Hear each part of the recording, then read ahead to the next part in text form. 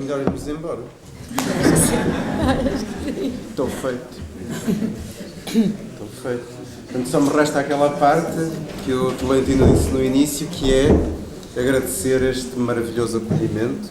Nunca tinha estado na Porta 33 e de repente, depois de estar aqui 10 minutos, parece que sempre que estive cá.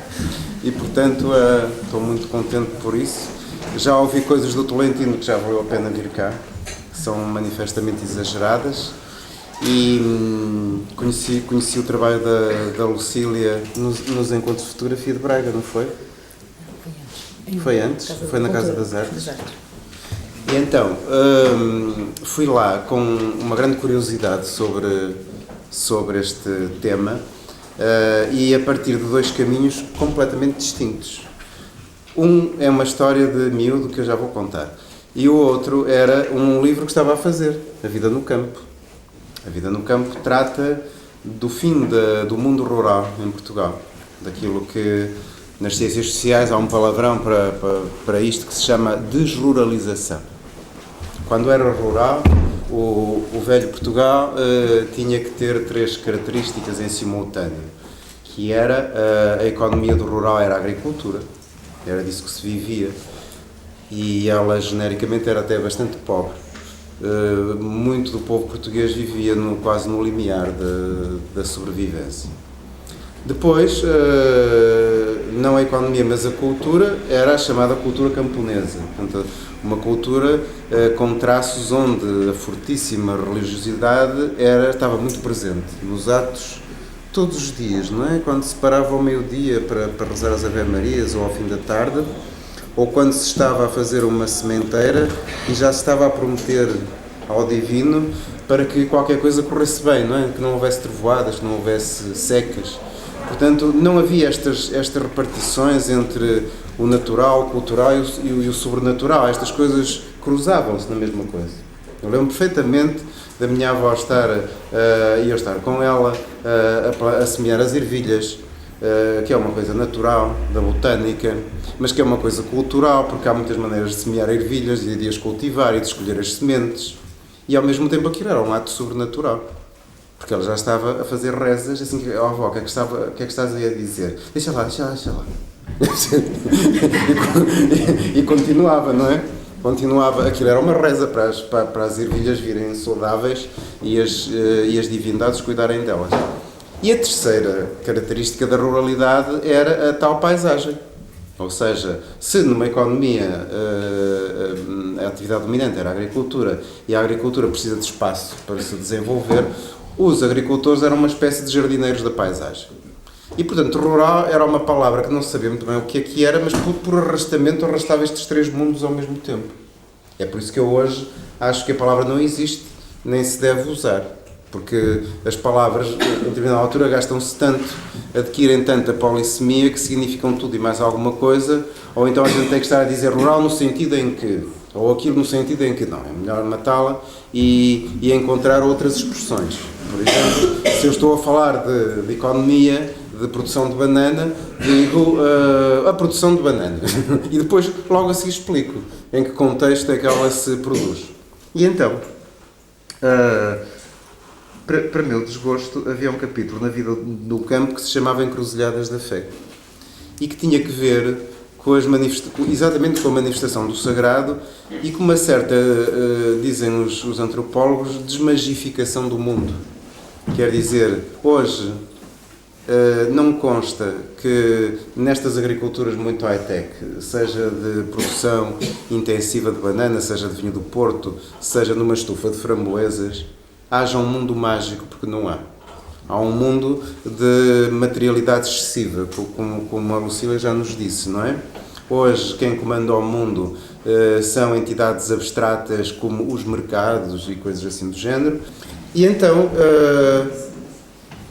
eu sou daqueles que penso e digo que Portugal que é pós-moderno sem ter sido moderno. Ou seja, que esse Portugal tradicional praticamente só se desfez a partir dos anos 60 com a imigração em massa.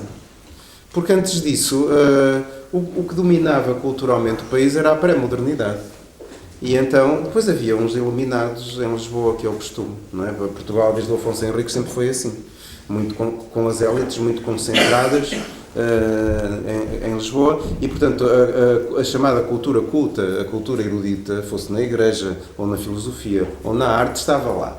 E o resto era uma coisa esquecida, porque isto de cultura popular é qualquer coisa muito nova nos interesses da alta cultura. Antes disso não existia, não é? Houve autores no século XIX, como os irmãos Grimm, toda a gente conhece, na Alemanha, que passaram para o papel histórias populares. Outros autores passaram as músicas, não é? Nós temos cá ótimos pessoas que trabalharam nisso, o Giacometti, o Lopes Graça. As expressões da chamada arte popular, que é que era isso da arte popular? Uns cacos que as pessoas têm lá em casa. Era como a história da arte africana antes de lhe chamarem arte, não é? Eram umas coisas. Os portugueses chamavam-lhe uns feitiços.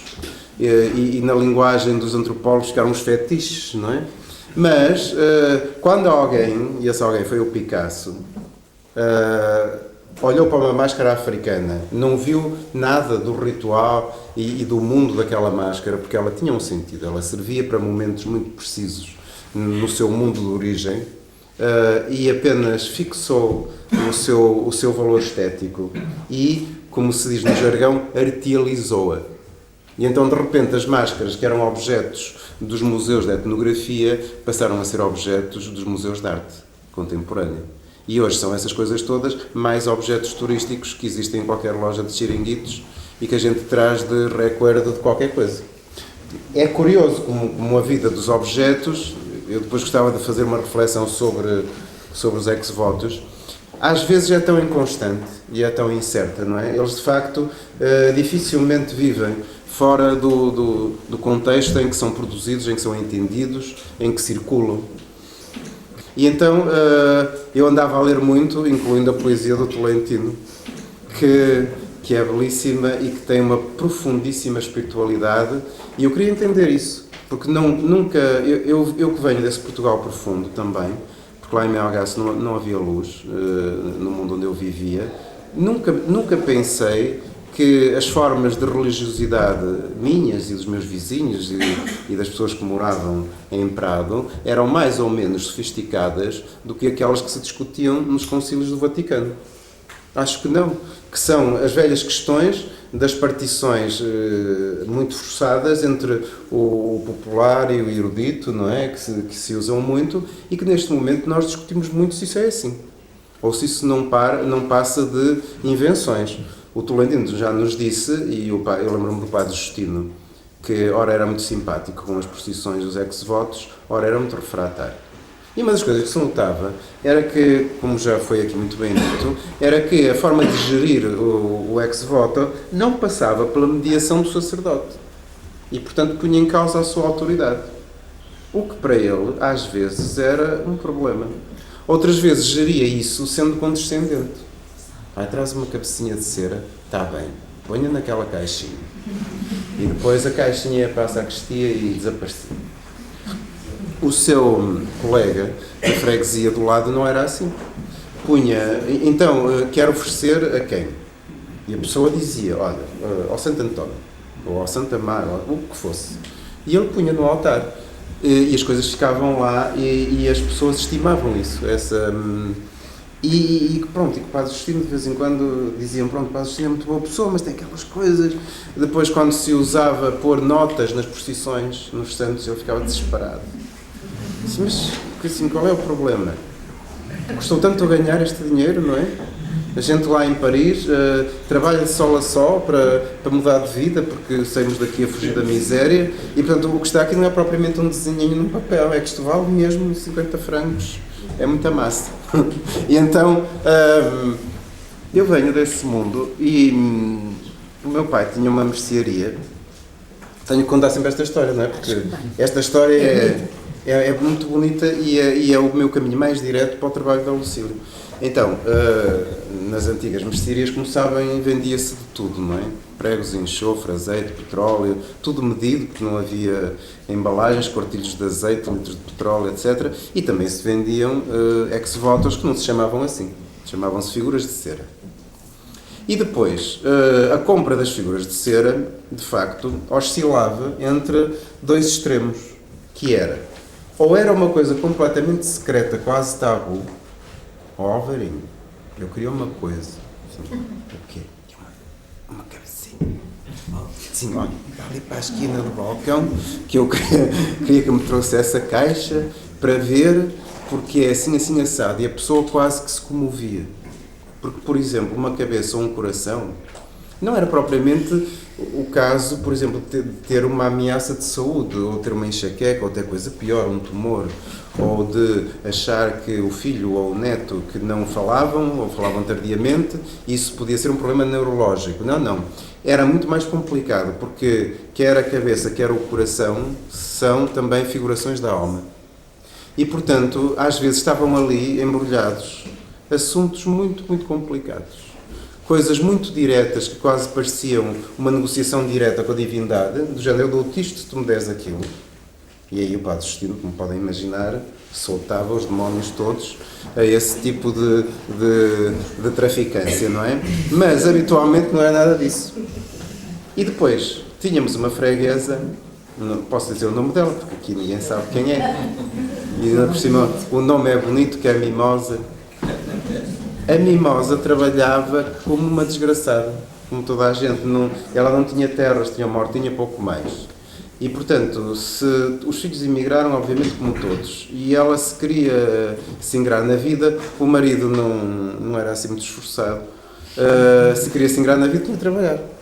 Então a gente sabia que contratar a Mimosa já se sabia aquilo, o campo ia a uma velocidade impressionante, porque ela, com o corpanzil que tinha e com a força que tinha, trabalhava imenso.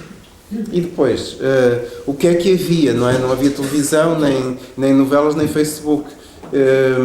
E portanto o grande prazer dela era ir às festas. E então sempre que se aproximava uma festa, fosse a Senhora da Peneda, fosse a Senhora da Cabeça, fosse São Lourenço, fosse Santa Amaro, a Mimosa, que habitualmente vinha sempre muito bem disposta, e às vezes bebia o seu mata-bicho de manhã, assim, ó Alvarinho, um cheirinho, lá, ponha mais um bocadinho, assim, uns copinhos, e ela punha-se assim, pegava daqui e de uma vez só era pumba, depois fazia, ui, não sei como é que os homens gostam disto. Era assim uma pessoa especial. E depois, nesses dias que eram véspera de festa, a Mimosa vinha com um ar completamente diferente. E a minha mãe dizia, olha, lá vem a Mimosa. É que vem buscar uma perninha, de certeza, ou uma cabecinha, ou um peitinho, ou não sei o que mais, porque ela tinha que, para os outros, dizer que ela não era a festa do santo padroeiro da freguesia, era outro. Portanto, aquele era um dia de trabalho. E sabem da importância da ética do trabalho na sociedade camponesa. Portanto, ela perante os outros tinha que ter uma desculpa para ir à Senhora da Cabeça. E portanto chegava com aquela cara desgraçada e dizia, estou tão mal. E depois a coisa mudava. Esta perna, os joelhos, este braço, a cabeça. Vá, dê-me um peitinho para levar à Senhora da Cabeça. Não, agora não interessa. A Senhora da Cabeça ou São Bentinho, ela era muito devota de São Bento de Fiéis. Pronto, eu lá ia e a caixa das figuras de cera era enorme, aquilo partia-se, não é? Eu lá trazia uma maminha e a Mimosa assim, olha, a Mimosa, essa é muito pequena. Traga-me uma grande. E pronto, quer dizer, eu tenho também esta visão, que esta é completamente diferente da outra, não é?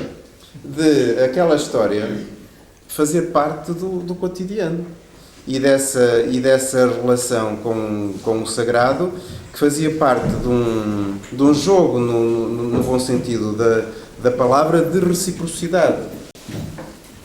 Tal como a ideia da reciprocidade é um fator constitutivo da própria ideia de sociedade, não é? Porque senão seríamos apenas somatório de indivíduos e isso provavelmente não daria resultado.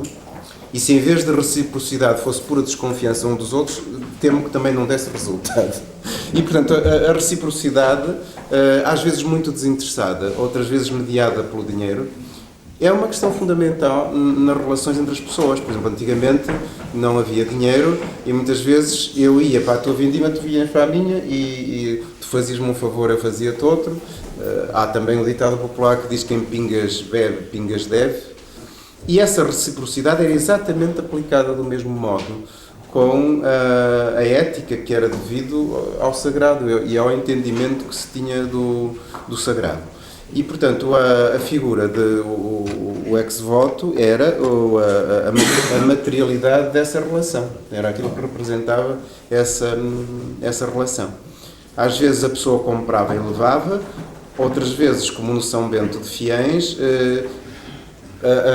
a própria igreja tinha as figuras de cera e as pessoas alugavam, pagavam para, durante a missa, durante a procissão, levarem, tinham um fio pendurado, levarem essa figura de cera. Bom, e então estas são as minhas duas vias para chegar ao assunto. Depois, quando vi o trabalho da Lucília, que é que eu pensei, pronto, lá estão os artistas com as suas coisas, que é essa ideia de retirar as coisas do seu mundo comum, não é? O que nós dizemos descontextualizar. Para quê? Para que elas adquiram outros significados. É uma espécie de expandir. Quando a gente diz que o artista dá a ver, de facto ele cria a situação para se expandir o significado que pode ter a reflexão sobre aquela obra. Eu das definições melhores que vi para a arte é de um autor que diz que a arte é a partilha do sensível. Quer dizer, que é através do que seja, desde a arte mais abstrata que possam imaginar até a mais figurativa, ou desde a técnica fotográfica, a instalação, à escultura, ao que for, ao vídeo. Gosto imenso deste vídeo que está aqui a passar. De facto, o lado emocional, porque a estética trata disso, não é? Como é que os nossos sentidos ficam perante aquelas coisas? O que é que elas nos suscitam para lá do que está representado? Porque não se trata de ver como muitos que acharam, ai, que linda pintura, que bem feita está, que perfeita, que muitas pessoas dizem, não é? Que bem pintada que está. Isso é a erudição técnica que a Lucília também tem na fotografia. O domínio da tecnologia está implícito na forma como nós depois desbravamos aquele caminho, como é que nos comportamos face àquilo. E o que eu penso é que aqueles objetos que eu consigo imaginar, porque tive uma experiência muito comum, muito cotidiana com eles, que eu fartei-me de vender pernas e braços e gargantas e intestinos, tudo. Pilas não havia. Cá no Brasil? Cá não há. Quando muito bexigas. Sim, bexigas temos. Depois não havia mais. E então, estes objetos estão postos na sua completa solidão. Pode haver pessoas até que olhem para aquilo e não façam a mínima ideia de quais foram os universos que aqueles objetos habitaram. Porque eles já tiveram uma potência mágica e simbólica impressionante, não é? Como o Tolentino já disse. Basta ver, ir a uma festa e ver sei lá, a energia que emana de alguém, que leva a uma coisa daquelas, não é? Às vezes o desespero, mas outras vezes também uma grande alegria e uma grande paz que se vê quando se sente que há ali qualquer coisa que se amainou, não é? Há ali qualquer coisa que sossegou. E, portanto, é esse o sentido que eu vejo na religião. O mundo é tão cão, não é? É tão complicado. Que esta situação de crença, de acreditar nos deuses, mas se eles nos podem resolver tantas coisas, por que não? Isto pode parecer uma afirmação um bocado tonta, mas a maneira como eu via a prática da religião tinha muito disso, ajuda-nos. Isso é uma coisa muito boa. E depois coloca-nos socialmente, isto é, distribui-nos determinados valores, determinada moral, determinados comportamentos.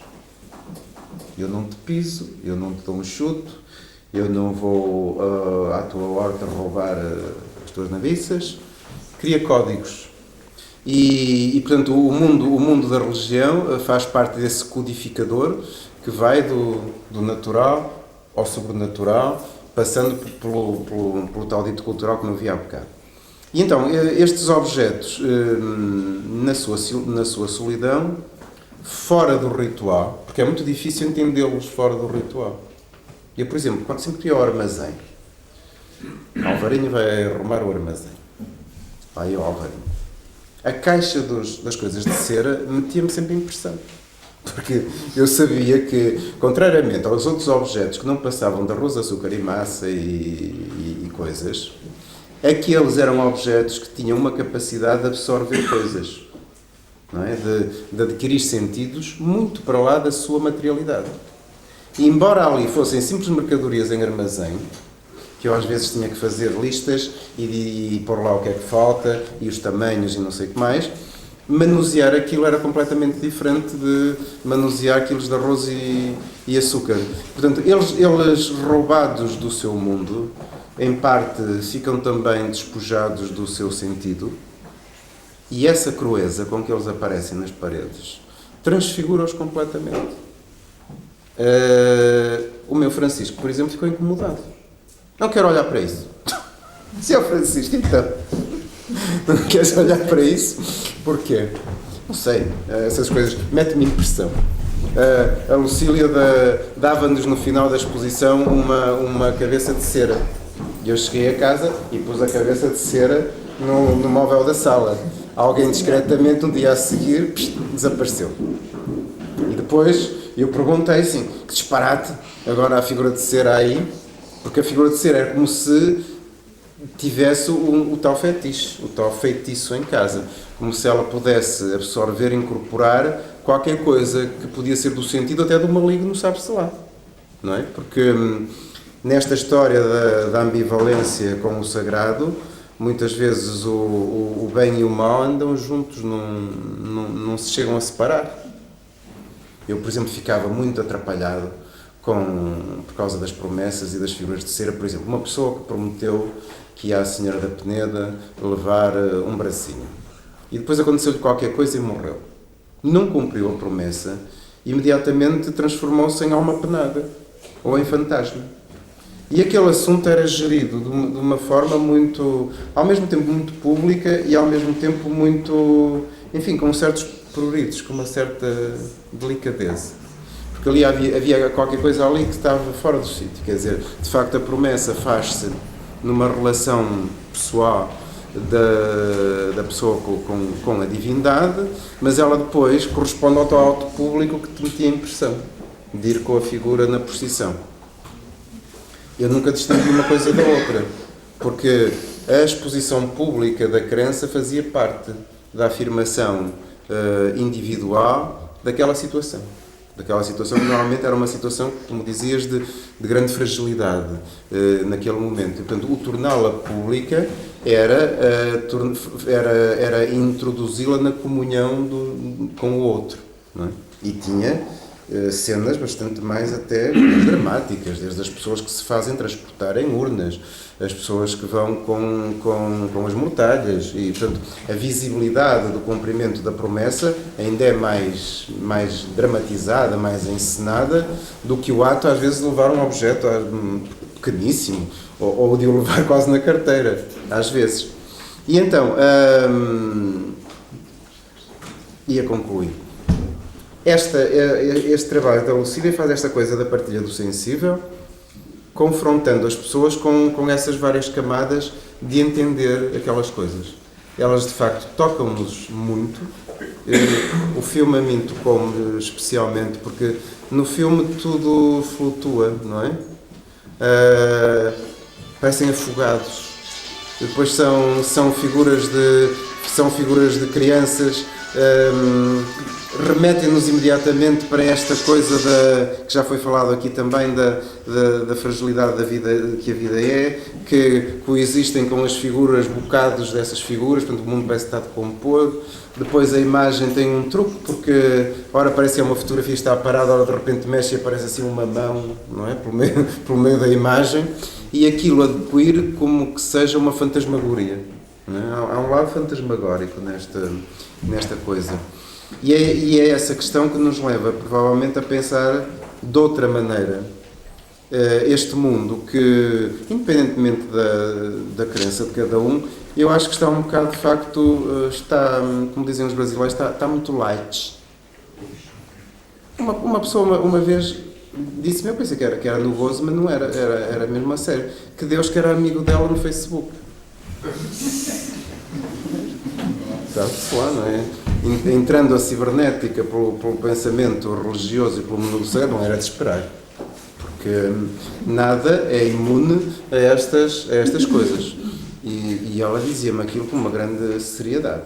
Depois explicou-me que era uma forma de expressão, porque tal como eu sou capaz de falar com Deus mentalmente ou através da oração, o Facebook era mais outra via, não é? Que até dava para tramitar outras coisas. Não sei se Deus respondia ou não, mas uma vez li que o Google que era melhor que Deus porque responde sempre. A gente põe lá um motor de busca, põe lá uma palavra qualquer e aquilo, seja o que for, vem uma resposta. Às vezes vem em catadupas ou milhões. Não sei se tem que ver com isso, não é? Essa história de se Deus fugiu, é melhor apanhá-lo no Facebook que é mais seguro. Ou então substituir determinadas práticas como estas dos ex-votos por os pequenos objetos que adquirem poder de fetiche, sei lá, pôr aloquetes nas pontes do Sena, em Paris. E não só, quer dizer, a nossa sociedade está povoada e o comércio vive disso, não é? De coisinhas pishback, não é? Que não serve para nada.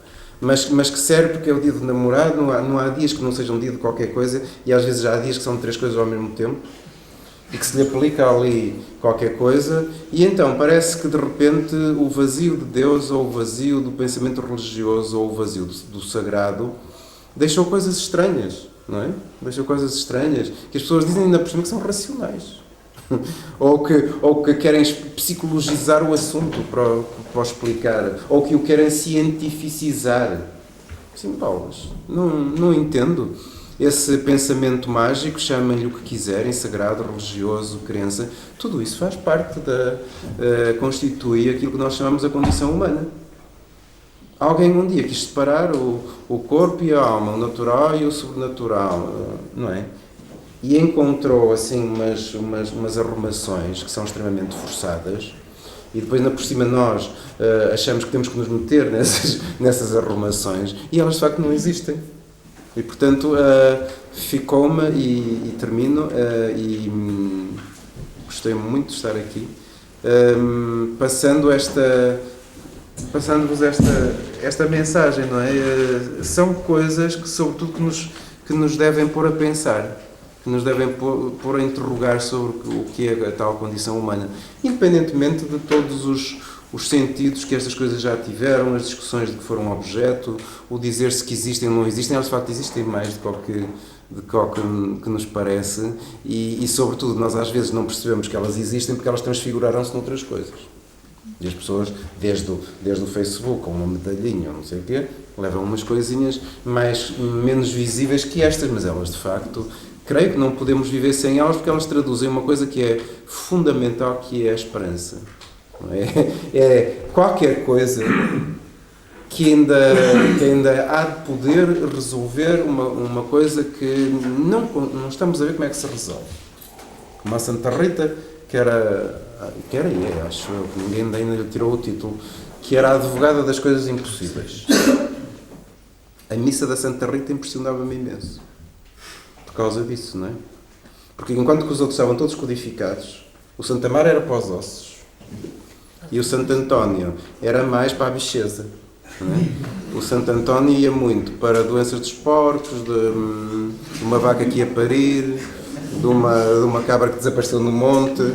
Tinha mais esse lado agrário, não é? O Santa Maria era dos ossos. Agora, a Santa Rita era um problema.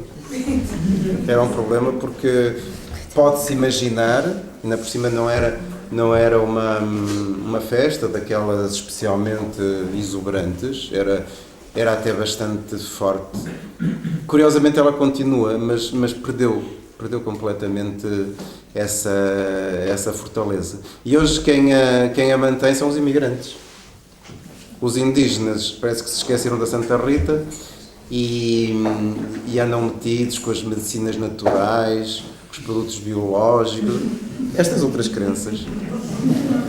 Enquanto que os que estão lá há anos, no Canadá, nos Estados Unidos, em Paris, lá fazem eles a transferência pela via eletrónica para pagar a festa à Santa Rita. Ok, muito obrigado e muitos parabéns.